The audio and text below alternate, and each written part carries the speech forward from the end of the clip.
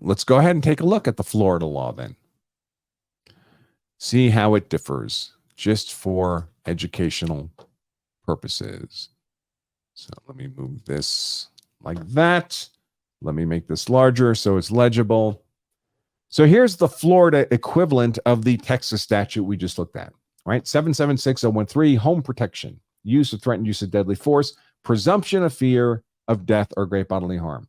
So a person who is in a dwelling or residence, like Texas, it has to be occupied, right? You're not outside your home observing from the exterior when you know there's no one inside the home. You live alone. It's the person who is inside the dwelling or residence has a right to be. Looks like there's a typo here. Has no duty to retreat. So of course, that's not only the that would apply by castle doctrine anyway, but it happens also to be Florida's stand your ground language that's interspersed in a number of Florida statutes. Also, their defense of persons statute has that same language. No duty to retreat, has a right to stand his or her ground and use or threaten to use, well, we're mostly interested in deadly force. Deadly force, if he or she reasonably believes that doing so is necessary to prevent imminent death or great bodily harm to himself or another, or prevent the imminent commission of a forcible felony. So this first paragraph is simply a restatement of self-defense. That's just the 5 elements of self-defense. It doesn't really require, the same would be sufficient even if you were not in a dwelling or residence. If you were on the street, these conditions would be sufficient to justify the use of deadly defensive force. Here comes the special provision for the use of deadly defensive force in the context of highly defensible property. A person is presumed to have held a reasonable fear of imminent peril of death or great bodily harm. Reasonable, imminence, proportionality.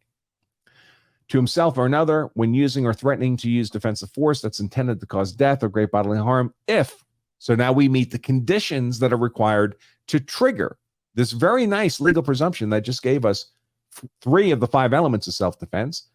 The Castle doctrine and stand your ground removes avoidance in an otherwise lawful case of use of force. So avoidance is off the table. That's 4 of the 5 elements of self-defense. Innocence is kind of baked into the cake anyway if you're defending yourself in your home from an intruder. So let's look at the conditions. If the person against whom the defensive force was used or threatened was in the process of unlawfully and forcibly had unlawfully forcibly entered a dwelling, residence, or occupied vehicle, and then we have the kidnapping scenario. So this would suggest to me that the entering has to be happening, that a reasonable perception is not sufficient, right? It's not the Texas language, knew or had reason to know. But we fix that problem when we get to this. At least I think we fixed the problem. And the person who uses or threatens to use that defensive force knew or had reason to believe that an unlawful enforceable entry or unlawful enforceable act was occurring or had occurred. Now, my preference would be for this had reason to believe language to be in this upper paragraph 2, or even to proceed, be in this introductory section to another if the defender knew or had reason to believe. That's how Texas does it. Texas puts it up here before the subparagraphs. When Florida puts it only in this second paragraph, an aggressive prosecutor might argue that it only applies to the second paragraph. That what this is saying is that there has to be an actual unlawful enforceable entry, and that this is a completely independent provision of that. That the purpose of this provision is to prevent the defender from not knowing or having reason to know and claiming the presumption after the fact when they gain new knowledge afterwards.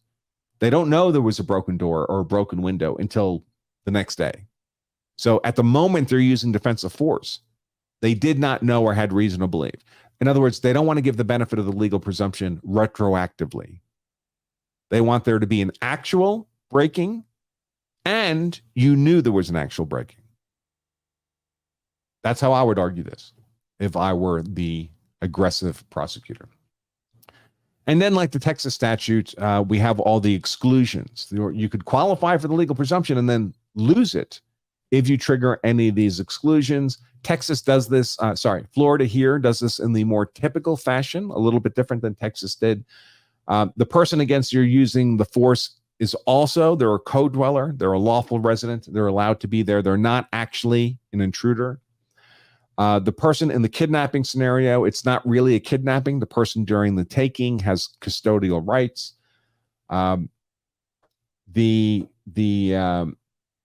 You're using the home, the dwelling, for criminal activity. You're dealing drugs out of the home, you don't get the presumption.